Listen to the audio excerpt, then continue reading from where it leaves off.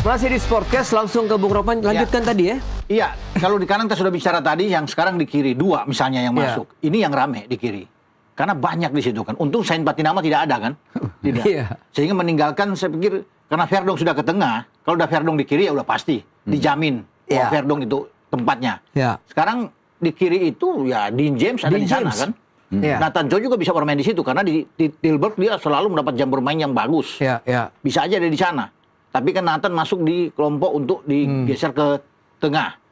Jadi memang sangat ramai. Yang paling menarik bahwa apakah nama tim Hypens ini yang baru pertama kali dipanggil, karena dia belum pernah kan ikut dipanggil. Dia kanan ya? Iya, dia di kiri. Dia di kiri ya? CB. Untuk bisa ada di sana. Untuk bisa bersama dengan Dean James. Itu yang kita tunggu, Boy. Kalau dia masuk, wah bagus. Karena terakhir dipanggil di SEA Games kan dia nggak bisa. Nah ini pertama kali ketika ini dia ikut di dalam. Dan tentunya dia pasti berharap untuk bermain di level senior kan pertama buat dia. Debut dia bahkan kalau dia mengenakan jersey timnas sekarang. Nah dia masuk apa enggak? Itu menjadi pertanyaan. Karena di sana kan ada Donitri juga. Yang bisa bersaing di situ. Jadi rame lah untuk di kiri itu untuk komposisi yang ada. Karena Yassin Hapter juga sebenarnya bisa juga di kiri. Elkan Bagot juga bisa. Iya, juga. Bisa di kiri juga kan. Jadi untuk sektor kiri ini yang seksi. Yang rame yang menurut saya akan diperebutkan. Kalau yang tengah sudah jelas ya. Pilihannya begitu banyak. Mau pakai 2 center back atau pakai 3. Bisa siapapun ada di situ. Center back CB ya salah satu nama yang udah pasti nggak kegeser ya Itses. Saya juga menjagokan mungkin Rizky Ridho. Kalau Jordi Amat ya mungkin tidak langsung inti, bisa saja dirotasi. Nah, menjadi menarik adalah karena itu tadi nanti AFF itu kan jadi salah satu atensinya John Husman juga. Bukan tidak mungkin Jordi Amat juga dikasih minute play. Iya. Target kuat itu. Dan itu kan kayak apa ya, seksi juga gitu. Ngeri-ngeri sedap gitu loh. Mau ditinggalin juga sayang, mau direbut juga why not gitu loh. Jadi ya menarik perebutan itu. Jadi belakang ini memang dengan kiri memang luar biasa riuh lah gitu.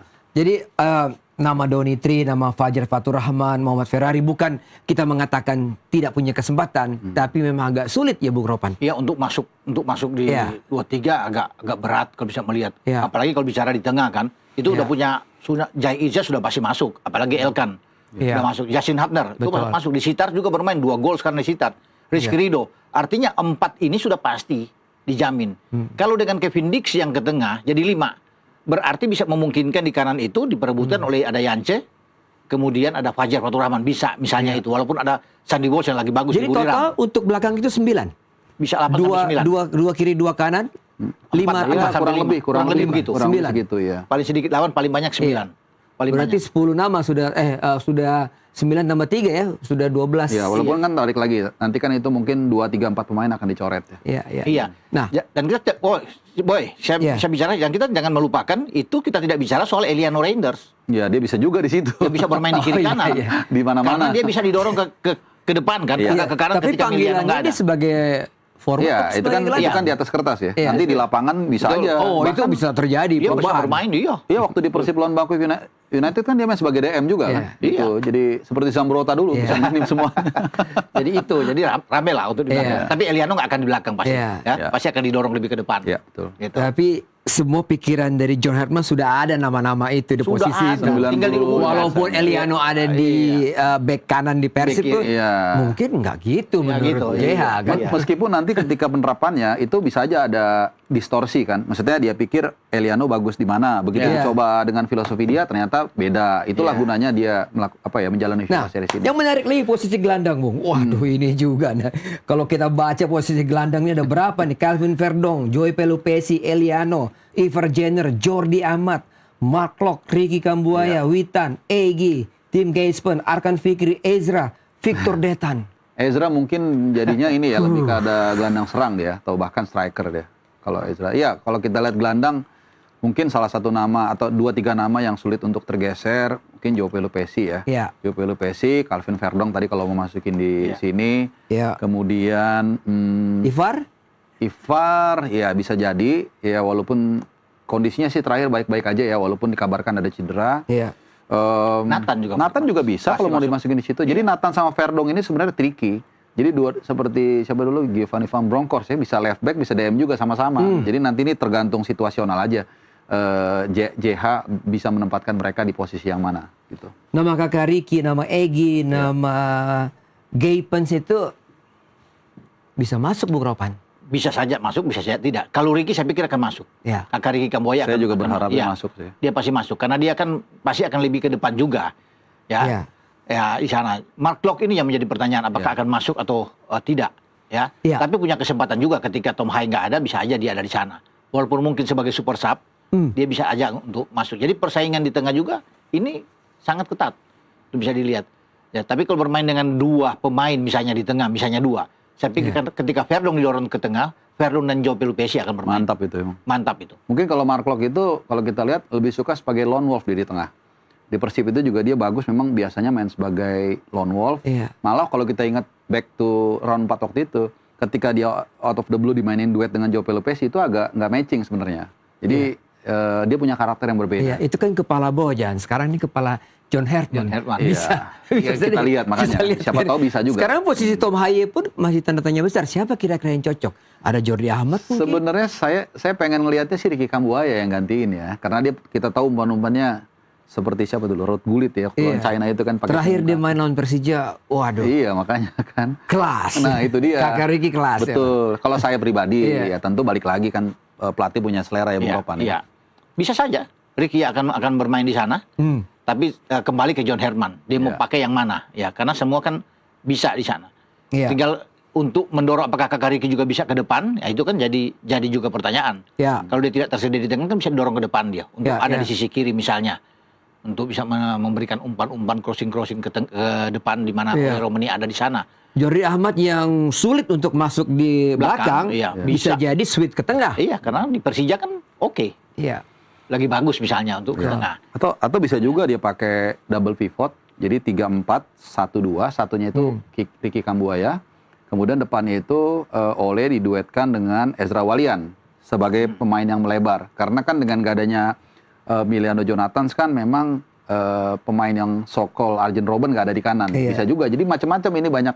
Dan bisa juga pertandingan pertama lawan St. Kitts and Nevis dia pakai dengan formasi yang tadi 3-4-3 misalnya dengan pemain siapa nanti beda lagi. Iya, ini tergantung skema juga ya. Iya, jadi banyak banget ini. Banyak sekali pilihannya. Betul. Tapi menarik memang di gelandang ini Victor Detan, Ezra Walian, Witan Sulaiman, Arkan Fikri, Mark Klok.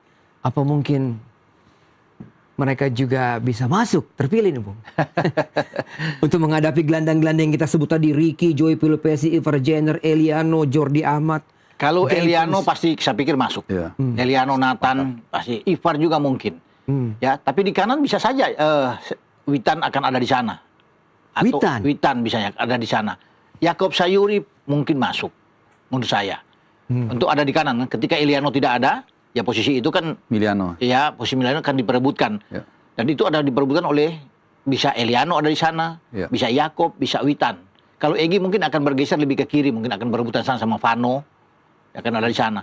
Tapi menarik bahwa untuk yang mendampingi Ole di depan itu kalau gelandang ini ada dua ya Ezra lebih menyerang ke depan kan.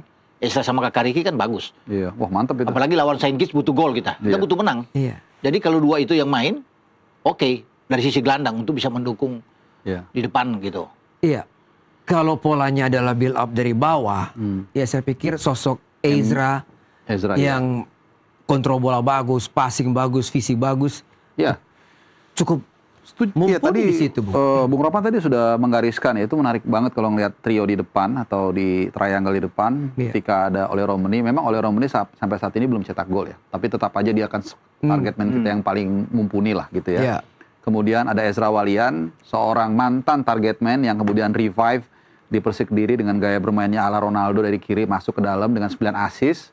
Kemudian didukung dari umpan-umpan tajam De Bruyne Indonesia kan, Ricky Kambuaya. Nah ini kan trio ini bisa punya privilege untuk mengurusi masalah lini depan. Jadi udah kalau kalian hilang bola, nggak usah terlalu khawatir track back ke belakang. Yang penting tiga ini bisa punya daya gedor. Jadi saya pikir sangat menarik kalau bisa melihat bagaimana Ezra, Ricky dan Ole ini berkolaborasi dan plus juga menjadi representasi juga pemain BRI Super League kan, berarti ada Kakak Ricky sama dengan Ezra Walian gitu. Victor Detan, Bung. Ini juga pemain muda yang potensial. Satu-satunya gitu dari PSM yang datang ya. Saya senang juga kalau dia dipanggil kan sebagai pemain muda. Betul. Dan dia menjadi harapan sebenarnya bagi John Herman karena di U23 juga kan sangat dibutuhkan. Berdarah Kanada juga, Bu. Iya. Oh iya.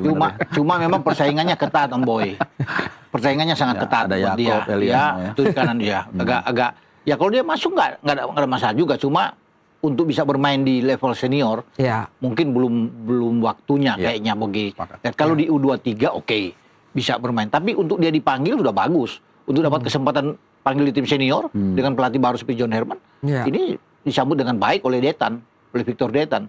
Tapi kan posisi dia di kanan itu ya untung nggak ada Marcelino juga, nggak ada. Iya. Kalau ada Marcelino lebih ketat di depan itu di kanan. Sama-sama dari NTT juga. Iya. Bung Arpa, kalau kita bakukan 3-4-3, berarti posisi 4 gelandang tuh kali 2 ada 8 pemain ya. Dari semuanya itu. Berarti ada nama-nama siapa aja yang bisa masuk dan bertahan di situ. Ya, tadi kan Joe Pelupesi, kemudian Calvin Verdong, Ivar Jenner, Ricky Nathan, Eliano Renders, kemudian Jordi Amat mungkin. Jordi Amat bisa jadi. Saya lebih melihat karena dia nanti untuk proyeksi KFF. Iya. Kemudian siapa lagi gelandang tadi ya? Udah sebut semua. Ricky ada Gavin, ada Egy juga masuk di situ sebenarnya. Egy agak sulit ya. Menurut saya sih agak sulit gitu ya. Ya kira-kira itu mungkin yang akan di hold sama John Hartman. Masih ada Mark Klok kan? Mark Klok agak 50-50 kalau saya sih dia dipanggil. Ya bisa iya bisa enggak gitu. Karena yang sudah pasti yang tadi itu nama-nama yang disebut Joe Pelupesi, Ivar, Nathan, Verdong, ya bukan tidak mungkin juga ada mungkin ya Jordi akan masuk didorong lebih ke sana. Eliano sulit tergeser gitu loh. Dia akan ada di sana. Ya tinggal tergantung apakah dia main dari awal di starting 11 atau dia main sebagai super sub untuk main di babak kedua. Tapi kalau bilang namanya itu dia bagus di Persib, dia oke lah. Seakan-akan tidak tergantikan kan. Bagus dan bisa bermain di semua posisi. Ya jadi pertanyaan apakah Tim Happens akan masuk atau tidak. Nah, itu yang kita akan tunggu. Oke. Kita break lagi nih, Bung Arpa, Bung Ropan. Kita kembali lagi setelah pariwara berikut ini.